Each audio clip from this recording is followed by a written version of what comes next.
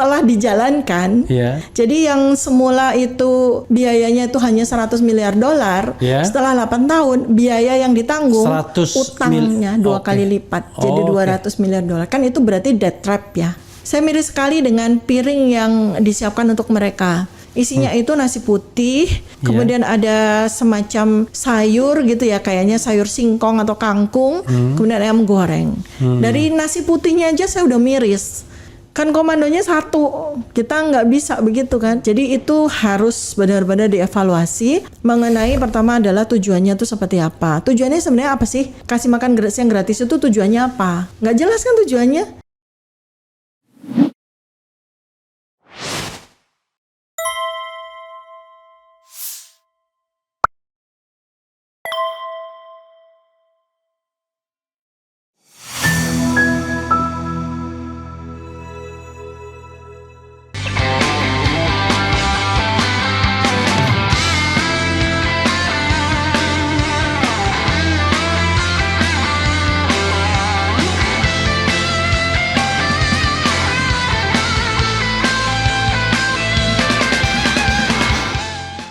Kan jadi kita ini dok ya bukan sekedar omon-omon, karena memang ada orang yang berpengaruh di kabinet Prabowo yang namanya Sudrajat Djiwandono, itu mantan gubernur BI ya, yang mengatakan bahwa program makan siang lebih penting daripada IKN, karena dia merasa makan siang janji Prabowo, IKN janjinya Jokowi. Itu kalau dua mau diterapkan, maka dua-duanya akan memakan uang sampai lebih dari 1.000 triliun. Iya kan 400 triliun untuk makan siang gratis per tahun loh, per tahun loh itu. Iya. Per jadi, tahun. Bayangkan. Dan itu dan Edi Suwandi Hamid tadi rektor Universitas Widya Mataram di Jogja mengatakan itu nggak mungkin lah pokoknya katanya mau program makan siang itu. Jadi gimana kalau kita kaitkan IKN dan makan siang nih gimana dok? Ya kayaknya dua-duanya juga bakalan terancam gagal ya. Tapi program makan siang gratis kayak rada berhasil deh. Karena kan sebenarnya Presiden terpilih Pak Prabowo ini kan nggak bilang, makan siang gratis akan saya laksanakan selama 5 tahun selama saya menjabat, kan enggak. Dia cuma bilang program unggulan adalah makan siang gratis yang diberikan kepada anak usia sekolah kan itu. Jadi mungkin aja bisa aja dia untuk memenuhi janjinya. Jadi pertama sudah dibatasi, dilimitasi anak usia sekolah. Anak usia sekolah kan. Lalu di sekolah lagi satu kali. Mungkin dia menunaikan janjinya dengan cara makan siang gratis kepada anak sekolah 1 bulan aja. Kan janji saya udah tertunaikan. Saya tidak menyatakan makan siang tiap hari buat seluruh Indonesia ya. Makan siang gratis untuk anak sekolah dan ibu hamil dan menyusui kalau nggak salah waktu itu. Saya ingat tuh. Makan siang gratis untuk anak usia sekolah dari SD sampai SMA. Kemudian ditambah dengan ibu hamil dan menyusui. Nah itu jumlahnya kurang lebih kebutuhannya. Kalau dilakukan setiap hari itu 400 triliun per tahun. 450 triliun kalau 400 iya pokoknya segitulah ya. Kalikan aja 5. Masuk akal nggak? Tapi kalau itu adalah dalam rangka untuk menunaikan janji kampanye, saya rasa akan dilakukan tuh sama Pak Prabowo. Paling sebulan atau seminggu aja kan udah tunai. Sementara providernya, tengkulaknya atau apanya itu udah siap-siap tuh mencengkeram. Orang biasanya kan paling pintar tuh. Kalau pasti ada proyek besar, ada mulai nih. Dulu EKTP dan lain sebagainya kan. Tapi ada dua kali uji coba ya yang disiarkan kan di media ya. Pertama itu di Tangerang di sebuah sekolah dasar yang ikonnya adalah Pak Erlangga Hartarto waktu itu. Dia ikut-ikutan makan siang gratis, tapi yang dikasih buat anak sekolah itu siomay. Siomay. Itu dianggap sebagai makan siang sehat gitu kan. Kemudian habis itu dilakukan di Papua. Aduh saya miris banget ketika lihat video yang diuji cobakan di anak sekolah Papua itu. Kenapa? Saya miris sekali dengan piring yang disiapkan untuk mereka. Isinya itu nasi putih, kemudian ada semacam sayur gitu ya, kayaknya sayur singkong atau kangkung, kemudian ayam goreng. Dari nasi putihnya aja saya udah miris. Kenapa? Karena mereka nggak makan itu. Karena genetikanya nutrigenomiknya, genetikanya orang Papua itu kan bukan pemakan nasi. Mereka baru mengerti makan nasi kan baru buat register diajarkan oleh orang Jawa, oleh para pebisnis pangan yang punya kepentingan bisnis di sana. Bayangin aja ya, 1 karung beras di Papua itu harganya 1 juta. Satu karung itu berarti 1 kintal ya, 1 juta, dan mereka dipaksa untuk mengubah budaya makan mereka. Dan itu bukan sekedar budaya, karena itu memaksakan terjadinya mutasi genetika terhadap metabolisme dari orang Papua. Akibatnya di kemudian hari apa tuh yang terjadi kalau kita paksakan menjadi sebuah program? Maka genetika mereka rusak. Kemudian nanti akan ada penyakit-penyakit metabolisme seperti diabetes akan meledak di sana, kolesterol akan meledak di sana dan sebagainya. Padahal masyarakat Papua itu punya bahan pangan yang sangat bagus sekali dari sisi kesehatan, yaitu sagu dan umbi-umbian. Selesai mereka sagunya malah dibabatin. Jadi ladang jagung. Hutan sagu mereka yang sagu itu adalah karbohidrat dengan indeks glikemik yang sangat rendah, cuma 40, seratnya tinggi. Sagu itu? Iya. Sagu itu sehat ya? Oh, sehat luar biasa. Jadi kalau karbohidrat itu kita melihatnya tuh skor kesehatannya tuh dari indeks glikemik. Semakin rendah indeks glikemik itu semakin sehat. Indeks glikemik, IG. Indeks glikemik, glycemic index itu untuk kita melihat tolok ukur karbohidrat yang bagus untuk kita makan. Nah, mereka itu orang Papua itu makanannya indeks glikemiknya rendah semua, mulai dari sagu sampai umbi-umbian. Nah, untuk apa mereka kemudian diubah untuk makan nasi putih yang indeks glikemiknya 100? Bukankah nanti genetika mereka akan rusak, terjadi mutasi genetik, dan kemudian mereka akan mudah sekali untuk terserang penyakit kardiometabolik, diabetes, penyakit kardiovaskular dan sebagainya. Itu yang saya miris tuh di situ. Jadi harusnya ada visibility study ya terhadap konsep makan siang gratis ini. Orang tuh mau apalagi nanti cateringnya sentralistik. Loh, makanya cateringnya sentralistik. Saya nggak kebayang makan siang gratis itu melampaui berapa jalur untuk sampai dimakan sama anak-anak. Itu bakterinya berapa banyak gitu loh. Itu saya ngeri. Iya. Karena membuat sistem pemberian makan yang matang itu, waduh, rigid sekali. Saya kan punya bisnis catering ya, jadi ngerti sekali jalur bagaimana kita bisa membuat supaya bakteri tidak ada kontaminasi bakteri, kan tuh sangat sulit. Bayangin aja seluruh sekolah dari Sabang sampai Merauke, SD-nya berapa, SMP-nya berapa, SMA-nya berapa, gimana dengan yang terpencil? Jadi saya kira ya ini program tidak masuk akal yang terpaksa dilaksanakan karena sudah terucapkan ya. Iya, nggak usah jauh-jauh lah. Kalau kita bayangkan gimana itu si nasi dan teman-temannya itu bisa didistribusikan di anak-anak sekolah di Kepulauan Seribu aja. Nggak usah kita jauh-jauh sampai ke Kalimantan pelosok, sampai ke Sulawesi, Papua pelosok. Kita bagaimana itu distribusinya si catering itu? Padahal kalau kita misalnya kasih dia uang sekolah itu untuk menyediakan sendiri, dikorupsi juga nanti takutnya. Karena udah kejadian kan di dalam bukan program makan siang gratis yang belum dilaksanakan ini, tapi pemberian makan tambahan di Posyandu yang sebetulnya budgetnya tuh 15.000 di lapangan itu cuma tinggal 3.000 atau sampai 2.000. Kebayang nggak itu makan 3.000 rupiah sampai 2.000 untuk ibu menyusui, untuk anak-anak balita itu mau dijadiin apa tuh kan? Jadi apa, bayangin dengan budget 15.000 loh. 15.000 dari Kementerian Keuangan jatuh sampai ke lapangan tinggal 3.000 sampai 2.000. Nah, orang Indonesia ini paling jagoan kalau korupsi itu. Jadi sama kayak ini kan jatahnya katanya 15.000 ya per piring. 15.000 itu jadi apa coba? Makan 15.000 itu nasi sama sayur doang loh. Iya. Di mana letak sehatnya? Jadi ini perlu dipikirkan baik-baik.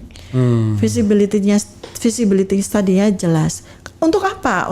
Apalagi kalau mereka bilang programnya adalah untuk mengatasi stunting, udah salah banget.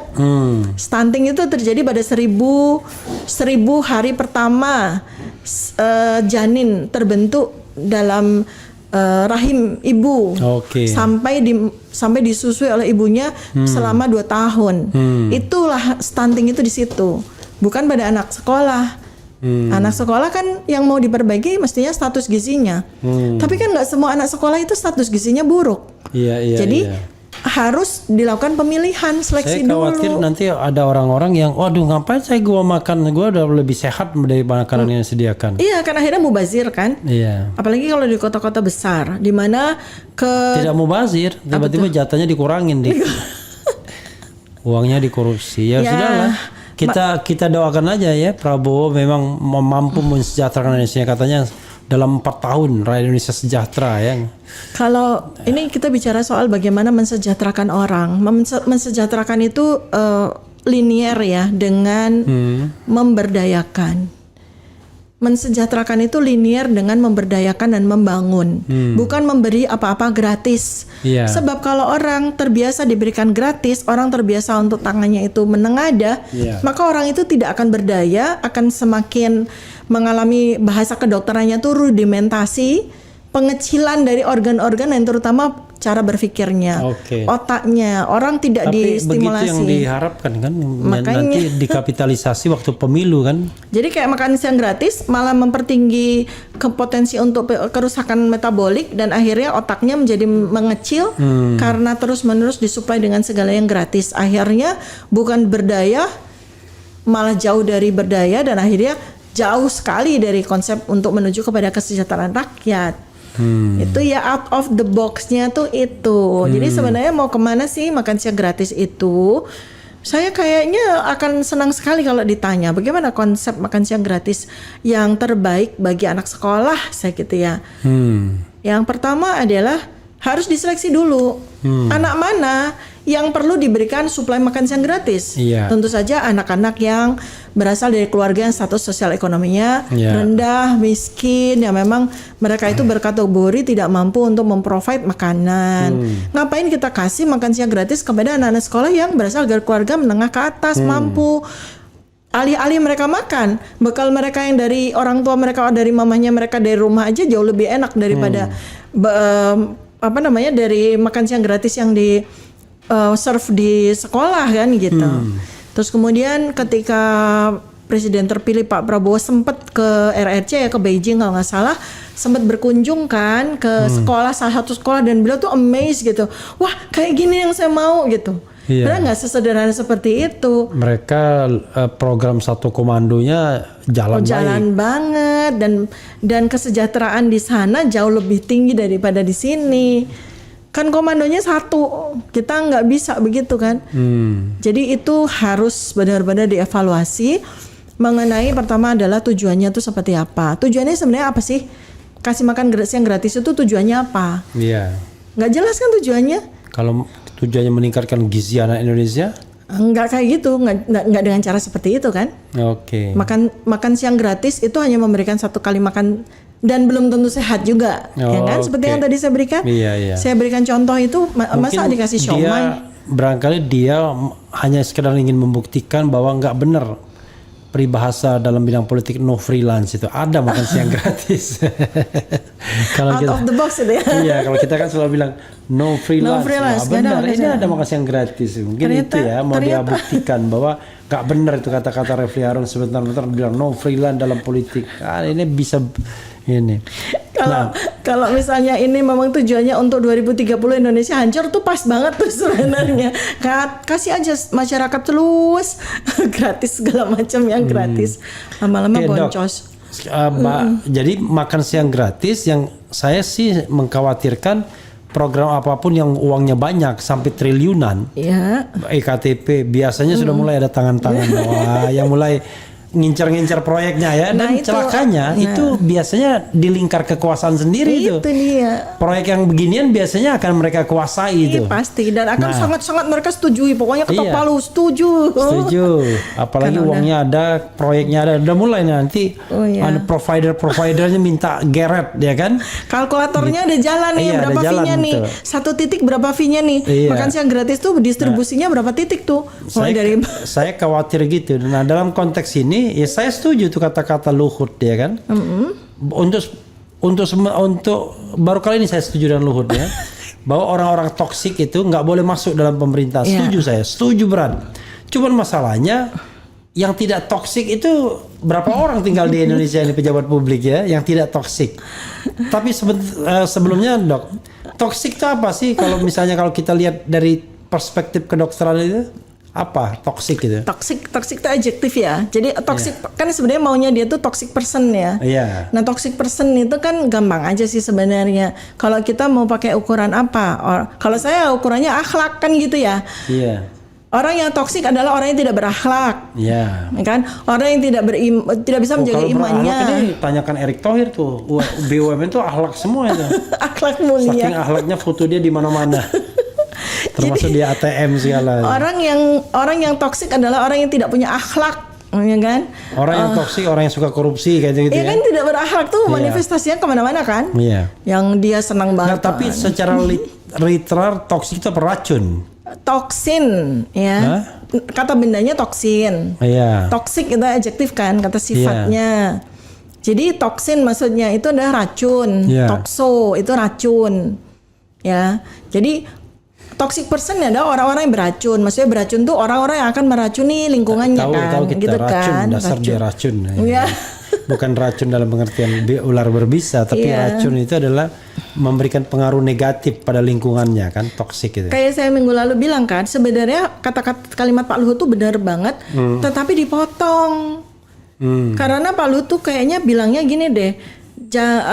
Pesan kepada Pak Prabowo, jangan apa tuh namanya, jangan rekrut orang toksik di pemerintahan Anda. Iya, karena seperti Jokowi kemarin. Karena pemerintah sudah terlalu banyak orang toksik. Jadi jangan nambah lagi toksik. Nanti hipertoksisitas. Hipertoksisitas nanti beracun semua nih seluruh negara. Jadi saya baru kali ini ya kita setuju ya. Setuju. Sama kata-kata beliau. Cuma saya khawatir kalau misalnya kriteria jangan orang toksik itu dia nggak bisa lagi cari pejabat publik yang berasal dari partai politik jangan-jangan ya. Karena semua udah keracunan ya. Semua udah keracunan ya kan. Kita pembuktian terbalik ya kan. Bukan keracunan, terkontaminasi ya. Kita karena racunnya cuma satu, yang lainnya terkontaminated. Jadi kalau misalnya ada yang marah, kita tinggal bilang, coba tunjuk tangan di antara kalian orang-orang partai politik mana yang kalian tidak toksik, yang tidak terkontaminasi oleh racun. Apa racun korupsi ya kan? Racun vested konflik of interest ya kan, racun menyalahgunakan jabatan ya kan, kira-kira mana coba? Nah kalau kalian mengatakan bahwa kalian tidak terkontaminasi, bahwa nggak benar kata Luhut itu, tapi bisa-bisa semua pejabat publik itu toksik semua itu. Kalau ini saya nggak seksis ya. Satu tuh tadi orang yang toksik adalah orang yang tidak punya akhlak, kalau tidak mampu menjaga akhlaknya. Kedua adalah yang terkontaminasi dengan 3T. Masalahnya 3T itu seksis ya, harta, tahta, wanita. Nah kalau pejabatnya perempuan jadi gimana? Harta, tahta, dan tuyul. Harta, tahta, tuyul. Jadi 3T itu adalah manifestasi dari terkontaminasinya orang menjadi toxic person kan gitu. Nanti ada lagi kan perilaku seperti apa? Harta, tahta, hewan melata ya kan. Kita kan hewan melata kan, vertebrata kan, bertulang belakang kita kan. Karena tuyul itu masuk harta ya, jadi harta tahta, gitulah gitu. Itu sebenarnya indikatornya. Jadi ya silakan para pejabat publik itu melakukan survei. Apakah Anda harta itu artinya means korupsi, ya kan? Tahta itu Anda mengambil jabatan itu dengan cara-cara yang tidak berakhlak, misalnya. Ya gitu-gitulah ya. Kemudian Anda gitu kan, hewan melatanya bagaimana nih gitu kan, seperti itu. Jadi lihat deh manifestasi dari itu. Nggak akan ada yang lulus dari survei tersebut. Dok, tadi kalau IKN dokter kan udah bilang itu nggak akan lanjut nih barangnya kan. Kayak Forest City. Kayak Forest City, gampang aja, yang paling deket lah. Kalau makan, ya terrealisasi tapi pasti tidak full ya kan? Mungkin sebulan, 2 bulan kali sampai orang lupa. Janganlah pokoknya. Pokoknya sampai orang bisa dilupakan. Iya, sampai orang lupa. Iya kan, program bisa dilupakan. Nah, kalau rekrutmen orang toksik ini, jangan rekrutmen pemerintah ini, gimana menurut dokter ininya? Pandangannya? Kan ada gini, toksin itu kan suatu racun. Yang disebarkan oleh sesuatu gitu kan, suatu entitas apakah itu manusia dan sebagainya. Nah, kemudian masalahnya yang keracunan itu bukan kan racun bersifat meracuni dan ada objek yang keracunan. Nah, masalahnya yang keracunan kan ada dua nih kalau kita lihat ya. Yang keracunan satu adalah pejabat-pejabat sekitarnya udah terjadi kontaminasi, lalu rakyat pun juga keracunan. Nah, ini yang repot ini. Dimana kita akan memilih calon yang tidak mengalami keracunan itu. Ya sebenarnya sih kalau pakai indikator yang tadi saya bilang akhlak gitu ya, sebetulnya masih jauh lebih banyak orang Indonesia dari 278 juta rakyat Indonesia tuh jauh lebih banyak yang berakhlak mulia. Tapi umumnya mereka tidak punya akses kepada kekuasaan. Nah, masalahnya di situ. Begitu sudah punya akses kekuasaan, akhlaknya udah turun. Kayak yang dibilang sama Profesor Mahfud kan. Kalau gimana Prof Mahfud bilang kalau deket sama istana atau masuk ke istana apa tuh? Jadi iblis. Orang baik pun, malaikat pun bisa jadi iblis. Malaikat pun bisa jadi iblis. Jadi berarti pusat toksinnya dari mana tuh? Iya. Jadi sebenarnya Luhut keliru dalam konteks itu. Karena dia bilang jangan merekrut orang toksik, ya kan? Padahal toksifikasi, proses pentoksikan itu ada di istana. Intoksifikasinya. Iya, ada di kabinet kan gitu. Jadi justru kalau orang toksik masuk tambah toksik pantisnya. Orang yang tidak toksik masuk ya toksik juga, keracunan juga. Karena kontaminasinya kuat itu kan. Berarti benar seharusnya memang benar tuh istana dibangun di IKN ya. Siapapun juga yang masuk ke istana sebagai pejabat yang ada di istana, mulai dari yang pucuk pimpinan sampai yang di level berikutnya, itu memang harus dikunci di IKN ya. Oh, biar nggak kemana-mana. Iya, kemudian DPR juga ya. Harusnya kan, karena kan itu pusat toksiknya ada di situ ya. Jadi biar mereka untuk detoksifikasi mereka sana ke IKN, dilarang terbang kemana-mana, di IKN aja. Didetoksifikasi dulu, pemurnian karena hawa di hutan yang katanya kan nanti kotanya itu akan menjadi kota hutan begitu kan. Nanti terjadi detoksifikasi. Nah, kemudian ya sudah, mau terus di situ apa mau balik lagi ke Jakarta, mau mengubah rencana dari Jakarta pindah ke IKN, balik lagi. Saya rasa nanti sekian tahun lagi balik lagi tuh peraturan. Ya, jadi saya kira nggak sekian tahun nih, tahun depan udah balik kayaknya. Jadi seremonialnya 2024 dipaksa oleh Presiden Jokowi ya. Biar dia maunya dikenang orang ya. Dikenang orang sebagai presiden yang bikin masalah ya. Karena saya yakin bahkan not even beliau ya, pasti itu dapat kayak apa semacam nggak ada tuh kepikiran beliau tuh bikin ibu kota di IKN tuh nggak ada. Saya yakin banget itu adalah pikiran orang atau pikiran pihak lain yang benar-benar didoktrinasikan yang membuat kayak beliau itu wow nanti akan jadi legasi saya ya. Ya udah saya bikin lah gitu. Wow nanti akan jadi legasi. Tuh. Suaranya muncul jadinya. Jadi legacy ya memang betul. Jadi legacy itu bukan aspek-aspek fisik, karena aspek-aspek fisik itu mudah sekali hancur dan mudah sekali mangkrak. Legacy itu adalah bagaimana bisa membangun manusia Indonesia itu menjadi manusia Indonesia yang berakhlakul karimah. Itu legacy terbesar dari pemimpin negara ini. Dengan apa? Dengan memberikan contoh dari dirinya sendiri. Orang yang punya akhlakul karimah itu pasti orang yang jujur. Kan punya 4 sifat seperti yang disampaikan oleh Rasulullah SAW kan. Jujur, ya, cerdas, sidik, cerdas, fatonah, ya kan, amanah, terpercaya, tablik itu mampu untuk menyampaikan apa yang menjadi buah pikiran dan gagasan. Tablik, amanah, sidik, fatonah. Ya. Tablik, amanah, sidik, fatonah. Nah, itu yang diteladankan oleh pemimpin sehingga menghasilkan rakyat yang berakhlakul karimah. Nah, dari situlah legacy itu muncul sehingga apapun yang dilakukan, apapun yang dibangun itu benar-benar berlandaskan kepada asas kemanfaatan dan keadilan bagi seluruh rakyatnya. Itulah legacy yang akan dikenang nggak cuma ratusan tahun. Ada sebuah pemimpin besar di suatu ketika di Indonesia 1000 tahun yang lalu. Wah, itu akan jadi cerita legenda yang luar biasa. Ya kan? Jadi Dok, kalau dilakukan pembulatan ya, kita kan bicara 3 hal ini, IKN, makan siang dan toksik. Apa benang merah yang bisa dokter ambil ya, dibawa ke luar box? Out of the box-nya itu sebenarnya kan gini loh. Jadi dari situ kan kita ngelihat ruinnya. Jadi rancu sekali gitu. Pemikiran dari kepala negara kita ini rancu sekali. Sampai kita nggak ngerti apa sih yang ada di kepalanya beliau itu. Apa sih yang diinginkan oleh beliau. Kenapa semua yang diinginkan itu menjadi rusak, hancur. Nggak ada yang benar-benar menghasilkan sesuatu yang itu membuat masyarakat atau rakyat itu benar-benar menjadi maju dan berdaya setelah berkembang sampai 10 tahun. Kita semua sibuk sekali dengan berbagai macam isu, termasuk yang terakhir IKN, kemudian isu kampanye makan siang gratis. Lalu kemudian ada seorang pejabat yang mengatakan bahwa pejabat sebaiknya jangan toksik ya. Itu benang merahnya kan jelas ya. Ada sebuah disharmoni.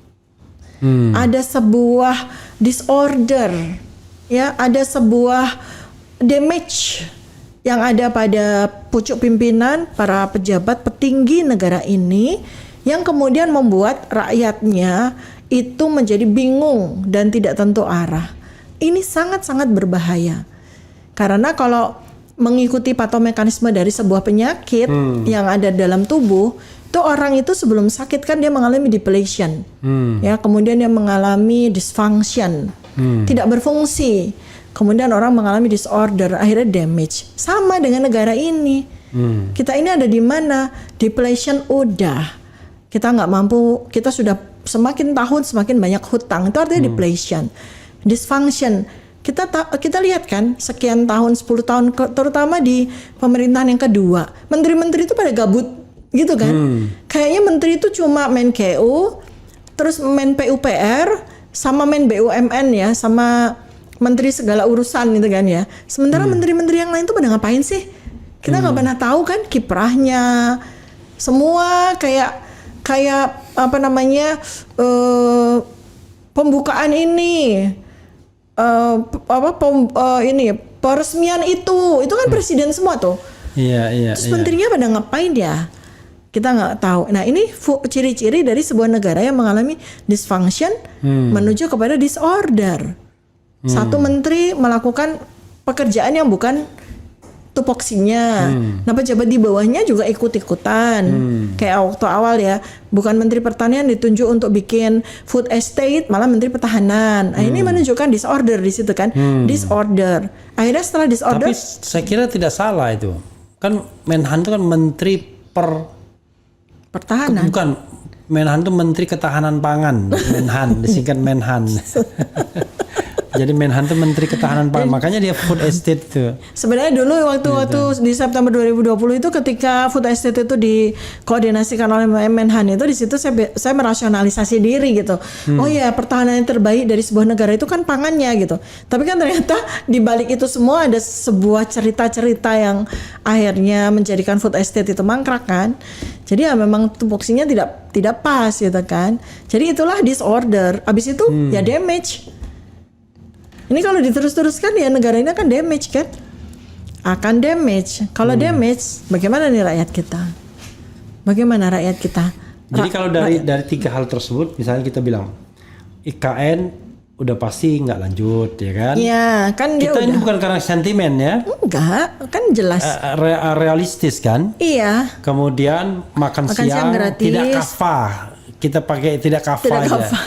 Jadi janjinya itu tidak gimana? Ya, tidak paripurna. Tidak paripurna. Tidak ya paripurna. Kan? Gitu. Kemudian orang toksik kalau misalnya tidak bisa direkrut, maka gagal tuh bagi-bagi jabatannya ya kan? Saya takut nangis semua yang jadi partai pendukungnya kan? Saya takut mau nanya gini, Pak, toxic person itu apakah yang dimaksud adalah orang yang tidak berakhlak? Nanti saya apa lu akhlak? Akhlak tuh hanya ada di BUMN, hanya di Erick Thohir aja. Apa tuh akhlak? Akhlak itu apa? Itu antisipatif. Apa tuh? Apa itu akhlak? Coba kita lihat cari kepanjangan akhlak. Ini Ya versusnya kan toxic person. Setiap menteri kan jadi tuh. Iya. Akhlak adalah amanah, kompeten, harmonis, loyal, adaptif, kolaboratif. Luar biasa. Ya empat itu amanah, sidik, fatonah, tablik. Iya. Means orang yang berakhlak mulia. Itu kan versus lawan dari toxic person. Jadi kalau memang presiden terpilih Prabowo Subianto ingin menjadikan kabinetnya itu adalah orang-orang yang non toksik, carilah orang-orang yang berakhlak mulia. Yang amanah, sidik, tablik, fatonah. Iya, nggak ngerti ini utopia atau cuma mimpi, tapi ya seperti itulah seharusnya. Kan sederhananya gini. Kalau misalnya kita percaya bahwa Prabowo ini presiden yang memang ingin mensejahterakan rakyat, dari awal kita udah tahu dari cara dia merekrut menteri kan. Ya. Kalau menteri-menteri toksik dia rekrut, ya udah ketahuan. Udah ketahuan. Satu aja ya. Satu aja dari 40 menteri yang bakal direkrut itu adalah toxic person.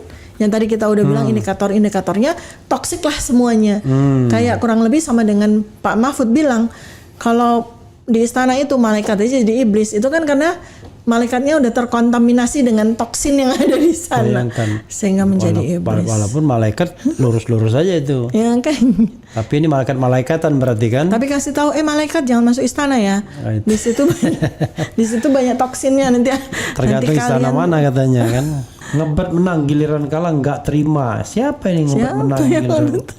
Anda salah, kita nggak ngebet menang, kita memperjuangkan pemilu yang jujur dan adil. Yang menang siapa itu kita serahkan ya.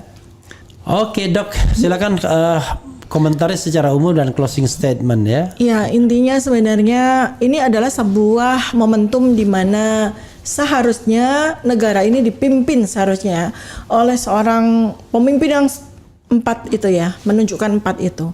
Pemimpin yang jujur, pemimpin yang bisa dipercaya, pegang amanah, pemimpin yang cerdas, dan pemimpin yang mampu untuk menyampaikan apa yang menjadi gagasannya itu dengan baik sehingga masyarakat itu akan terberdayakan, akan terinspirasi, dan insya Allah pemimpin yang berakhlakul karimah akan membawa rakyat Indonesia menjadi rakyat yang berakhlakul karimah juga. Dan itulah fondasi dasar bagaimana kita bisa membangun Indonesia menjadi negara yang maju dan beradab di masa mendatang.